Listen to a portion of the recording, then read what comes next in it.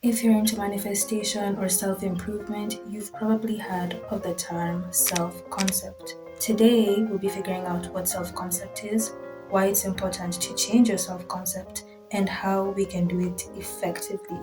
So without further ado, let's get into the video.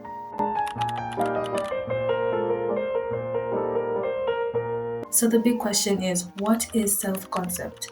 Self-concept is basically what you believe about yourself, including your attributes, your belief, your race, your gender, literally almost everything about your internal and external image.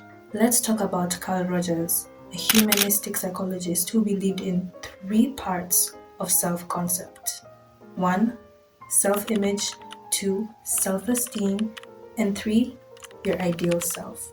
Your self-image is how you view yourself right now at this exact moment. Self-esteem is how much you value yourself. And your ideal self is who you want to become.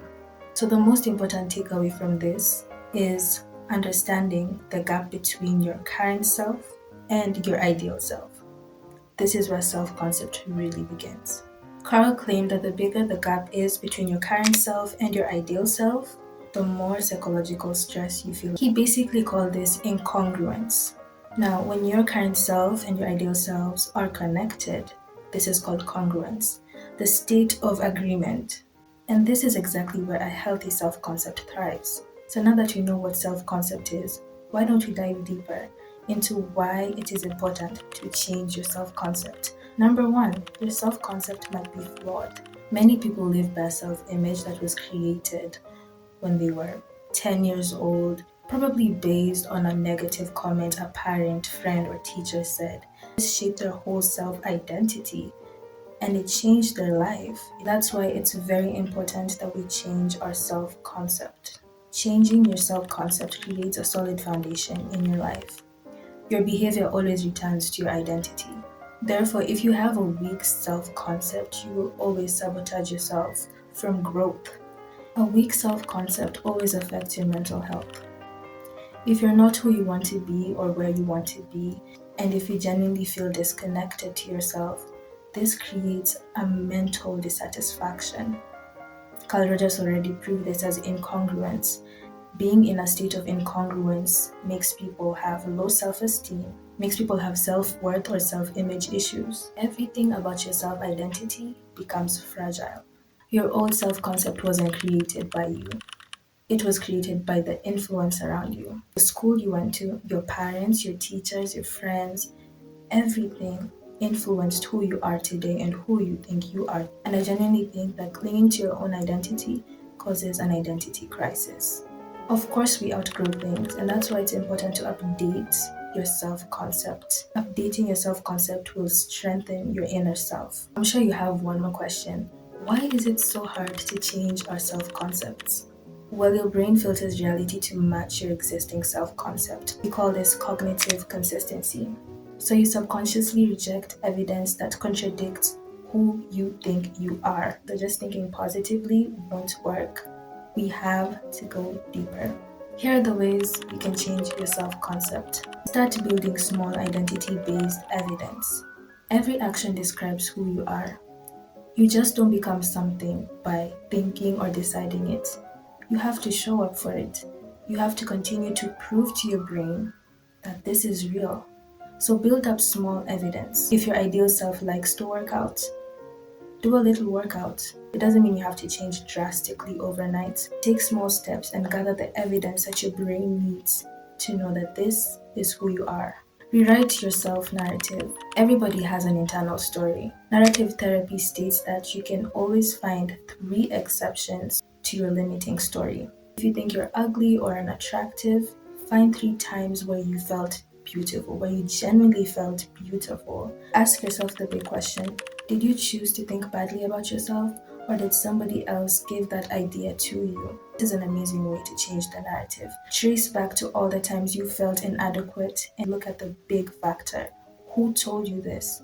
How can you contradict what they said about you? I'm a big believer in upgrading your environment. Surround yourself with people who genuinely think the best of you, who genuinely see your potential, people who see your ideal self. That's the type of environment you need to be in. Another way to change your self-concept is to shift into your ideal self's timeline. Do this by scripting. I like scripting a lot about who I want to be, and I think scripting is a very effective way to shift timelines. Write down what your ideal self does, what they eat, what they wear, how they react. Literally write it like you are your ideal self already. Please script in the present tense so you can feel what your ideal self feels. After that, you can start incorporating your ideal self's habits, traits into your normal daily life. Because experiences create evidence. Doing daily affirmations and mirror work does wonders, okay? I'm not even joking. Mirror work is the game changer. Another thing I like doing to level up my self concept is to reprogram my mind with affirmation tapes.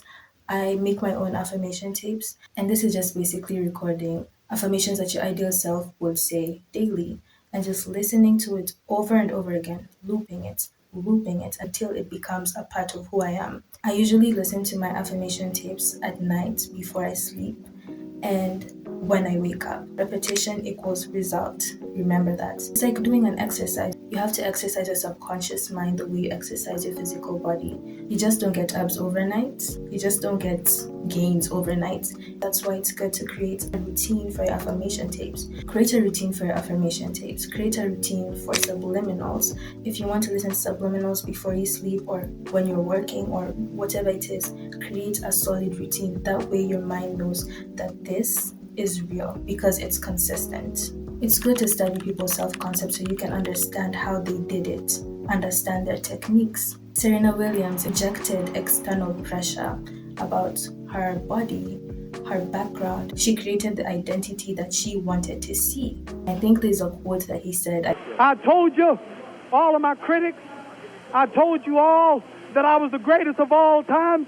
But Muhammad Ali is also a very good example. Muhammad Ali proved to himself his worth and validated himself before anyone else did. Alysa Liu, she's a figure skater. I heard that Alysa Liu once left sports and came back to figure skating with a brand new perspective. So what are you waiting for?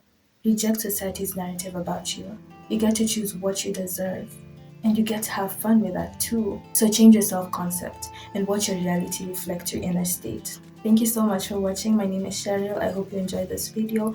Please do subscribe, comment, share, like, and see you next time. Love ya.